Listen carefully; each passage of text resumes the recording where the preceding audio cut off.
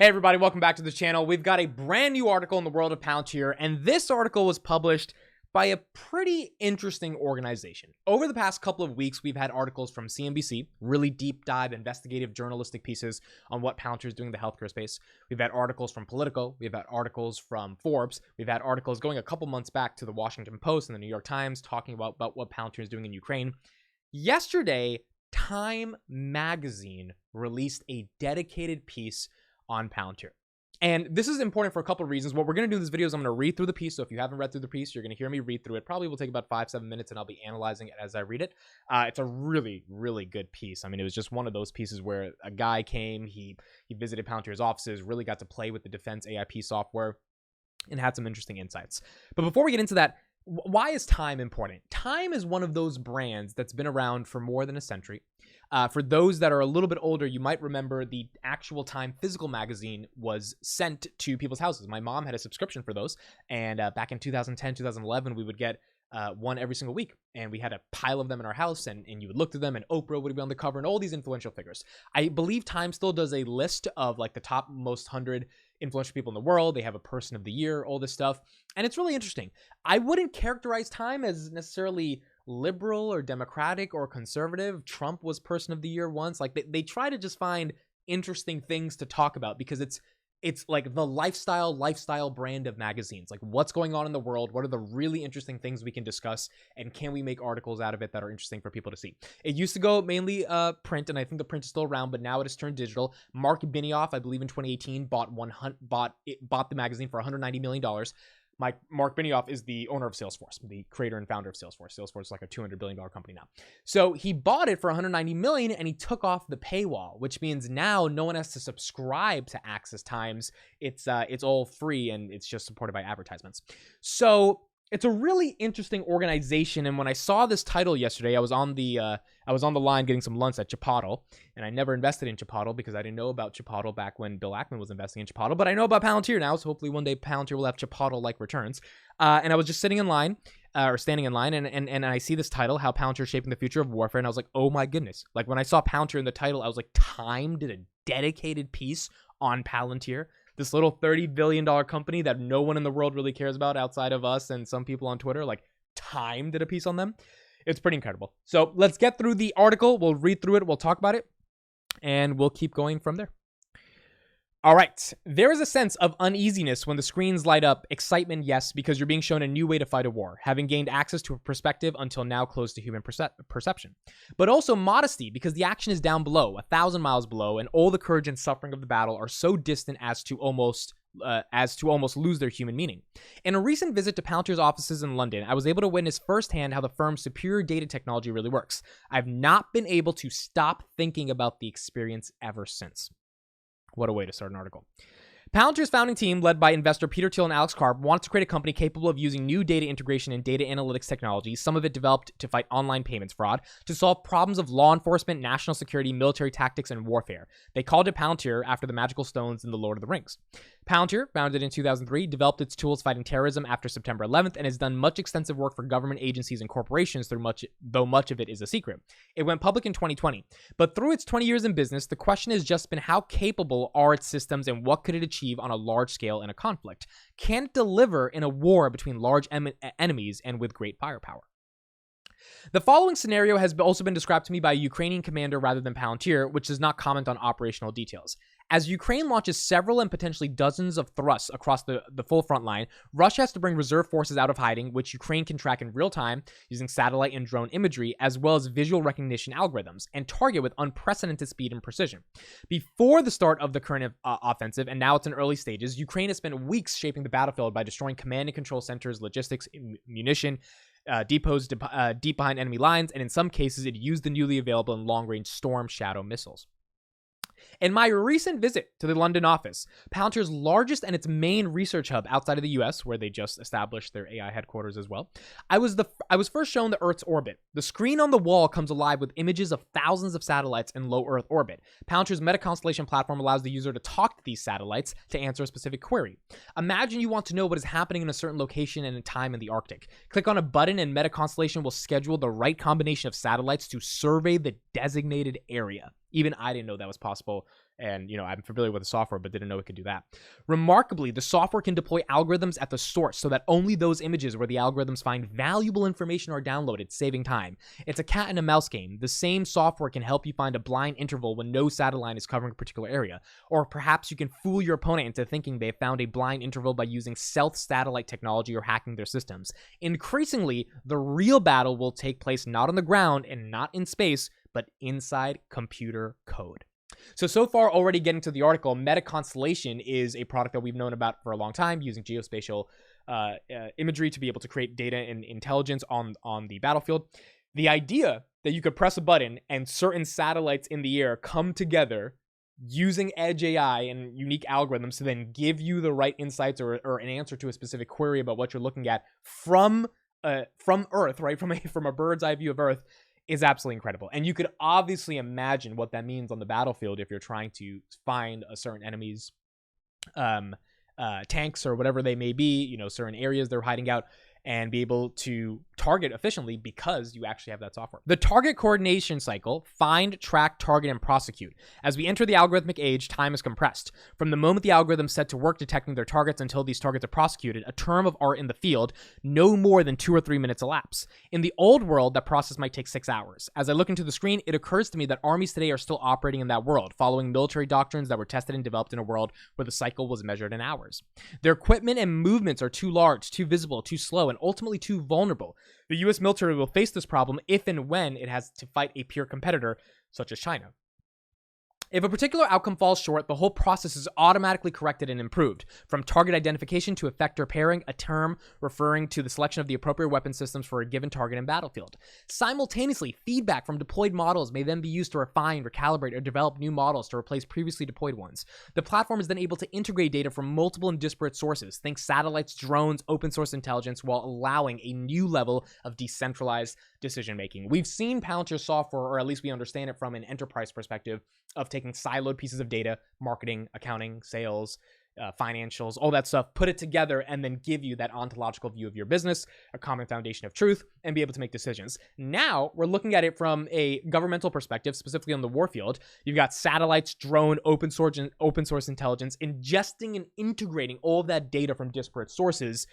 What this journalist is saying is that it seems like it's creating an entire new level to how we understand decision-making on the battlefield. As one of Palantir's UK engineers explained during my visit, this is not a relevant domain for humans to exist in. He was talking primarily of the correlation between signals intelligence and satellite imagery. The former is very good at telling you what something is. The latter can tell you where it is. The goal is to correlate the two, but no human being would be able to compare thousands of images with thousands of hours of intercepted communications. The software does it more or less instantaneously. And it seems like, obviously, that is one of the major value propositions to the software on the battlefield.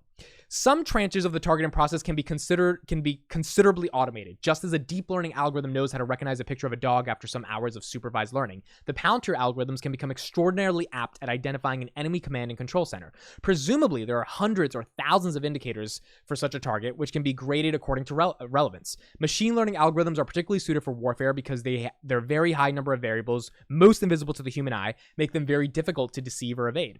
Nevertheless, the idea that the full cycle can be automated is pretty extreme and still very far from where the technology or doctrine are today.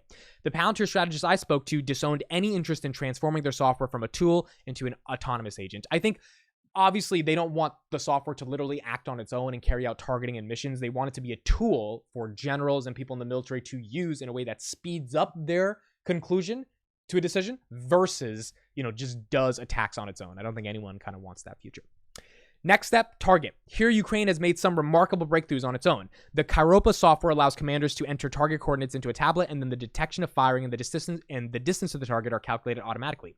Kropyva was created back in 2014 after the first Russian invasion. The software is reminiscent of Uber in that it assigns targets to the nearest artillery battery or missile launcher. The Palantir platform will consider the full range of weapons with the right capacities and the range to prosecute the target. It will suggest the best available option, a suggestion that needs to be confirmed by the user. The last step is, of course, the battle damage assessment, or estimate of the outcome, whose results are fed back into the algorithm, and that's where the self-learning happens. Obviously, a lot of machine learning models be able to take in data from existing forms of data, and the more data you give it, the better it gets, the more it reinforces, and then it becomes ultimately more efficient. One could argue more efficient than a human at targeting, which could actually save lives versus hurt people in the future. How much could Palantir software achieve in a place like Bakhmut, where street warfare has been dominant? In a way, the question may miss the point. If Ukraine were able to deploy the full force of algorithmic warfare, Bakhmut might never even become necessary. Could Russia have moved its large weapon systems to Bakhmut if Ukraine had from the beginning had access to all the components of a software system like Palantir's? Even today, it lacks some critical elements, such as ready access to the most classified intelligence, aviation, or long-range missiles. Increasingly, the goal must be to assemble all the pieces of the target coordination cycle. Alex Karp, Palantir CEO, has argued that the power of advanced algorithmic warfare systems is now so great that it equates to having tactical nuclear weapons against an adversary with only conventional ones. Palantir would not have invested billions in developing its system if it did not believe in its transformational power. Karp was the first executive of a major Western company to visit Kyiv and meet with Zelensky after the Russian invasion. And I think that last sentence is why Time magazine even did a piece on Palantir. Every CEO in America is giving their condolences to what's going on in Ukraine and what's happening, and they hope the war would stop. There's one guy actually flying there and meeting with the CEO and giving him his software for free and saying, just use it and we hope it works and we hope it helps you out. I think that is what's enticing a lot more of these journalists to be like, what exactly is Palantir doing here? Why is their software so important in one of the most, really chaotic geopolitical events we've had in the past decade? One idea I heard in London is that warfare may increasingly take place as a complex simulation within algorithmic systems. The process may have some deterrence powers. Two opponents might reach the same conclusion about the outcome, preempting any need to trigger a conflict in the physical world.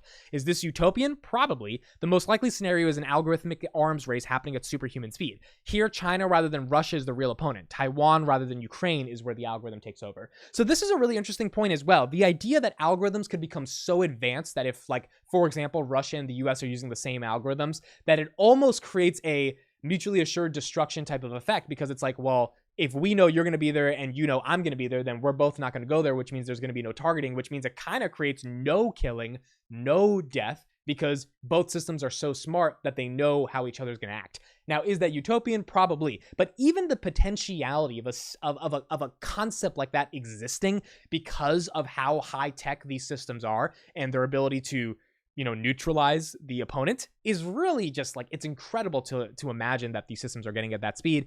And at this point, to the best of our knowledge, only the West, the United States, has that type of software. Russia, China, they have not built that type of software yet, but it is growing in their capacity to do so. Once two or more actors acquire precision warfare capabilities, the battlefield is once again contested and new technologies might no longer favor the offense. This is what Karp has been saying about why we need to spend money on software, because once Russia and China catch up, then we don't have an advantage. Forward bases or assets used to scout and strike enemy positions become themselves vulnerable to attack over long distances. Chinese strategists increasingly see military conflict as algorithmic warfare. In this context, advantages of speed and persistence might only be accessible to fully autonomous systems, with AI forming the core of the coming revolution in the military affairs. In a speech on June 30th, the chairman of the Joint Chief of Staff's Mark Milley argued that rapidly advancing technology is causing the most significant fundamental change in the character of war ever recorded in history. So I think when Karp says, hey, we should probably, invest in this stuff, it's really important, he's not just saying it because he's fear-mongering or warmongering or trying to get more money. Obviously he wants to get more money, but his argument is validated pretty precisely by what's going on across the world in terms of every other country stepping up from this. All right, here's the last paragraph. Ukraine might be the last large war fought primarily in the physical world. We should be getting ready for the moment when the physical and virtual worlds swap places, where everything happening in the former may well feel tangible and real only from the perspective of those unable to climb to the higher virtual plane. Virtual war is not a war between soldiers, tanks, or airplanes, but a clash between algorithms. Here, a victory means the ability to build the basic rules determining how the world works.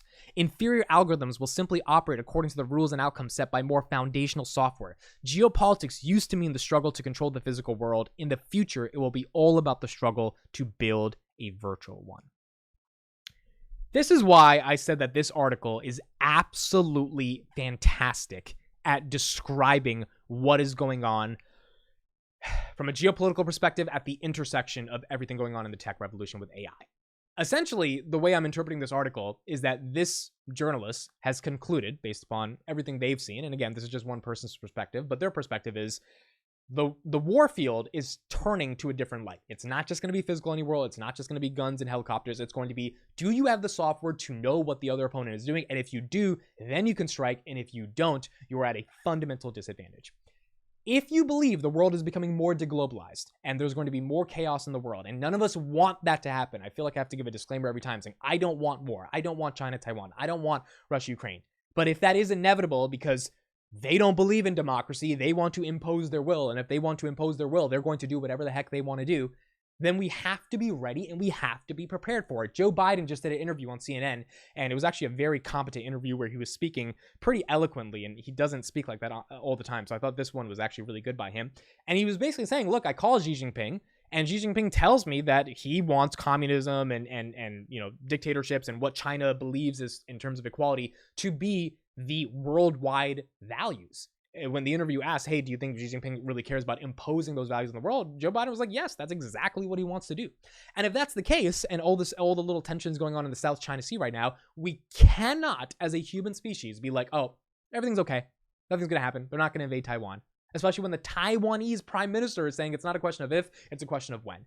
These are things that shouldn't just sneak up on us. I mean, we should be able to catch these hints, especially as America that's trying, in the West, that's trying to make sure democracy and liberal values actually, hold good over the next century, to be able to stop those things from happening. And if you can't stop those things from happening, then at least you're prepared for when they happen. And that's why I think magazines like Time are incredibly interested in Palantir, because make no mistake about it, if China invades Taiwan, if we have a war, if anything, if we get even close to a World War III type of scenario, any type of geopolitical crisis, every media outlet in the world is only going to care about that. And when Ukraine, Russia was happening, it had a good couple months of coverage and then it died out. But the point is, when things go really bad, that's where the media goes. That's where the media attention shifts, because ultimately that's what needs to be covered.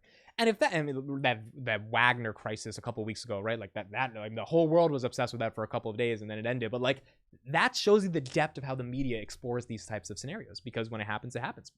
And so I believe what we're seeing in terms of the media shift narrative of Palantir is that instead of them being the AI targeting company that's trying to kill the world, evil spy, it's more so these dictatorships are not accepting the global democratic values that the United States and the West has tried to impose on the world. And if we can see that they have proof that they're not accepting these values, i.e. Vladimir Putin drafting 300,000 Russian soldiers for their special military operations to be able to, go into Ukraine and save them from the Nazis in the words of Putin, then they're not effing around. They're not just joking. They're serious about not having these democratic values maintained throughout the entire world. Which means if that's the case, I think the media is recognizing, well, what can we do to stop that? What can we do to protect against that? And Palantir is on a silver platter, and it's shown to you, and it's like, so this thing's keeping Ukraine alive? Or if it even has a chance to be the reason for why Ukraine is alive, maybe we should explore that. Maybe we should get a little bit more interest in that. Maybe we should see what this company is doing. Forget the stock. Maybe we should just try to understand what is Palantir. And it's interesting because us as shareholders have been saying this for the past couple of years, right? We've been looking at it, we've been analyzing, we've been engaging it. Our entire bull thesis has been the entire world is going to need Palantir one day. And maybe that happens, maybe that doesn't. But it is very unique to see some of the biggest media organizations in the world, Time being one of them, decide that this is a company that's at the epicenter of what's actually going on in the world that matters, which is a geopolitical crisis that we haven't seen in a decade. And we should cover this, and we should try to see what the perspective is that Alex Karp is having on these issues, and see, if we can paint a narrative that makes sense for why Palantir is doing what they're doing. So I thought this was a really good article, made a lot of sense to me, sort of highlighted why this is happening and why it's necessary. Great coverage for Palantir. Right now, the stock of Palantir, let me actually open it up real quick before I get you guys out of here. It was at 1840 in the morning when I was doing my live stream, or sorry, not 1840, 1680. Right now, Palantir is at 1629. So fell a little bit, the entire market down just a little bit from the highs of today.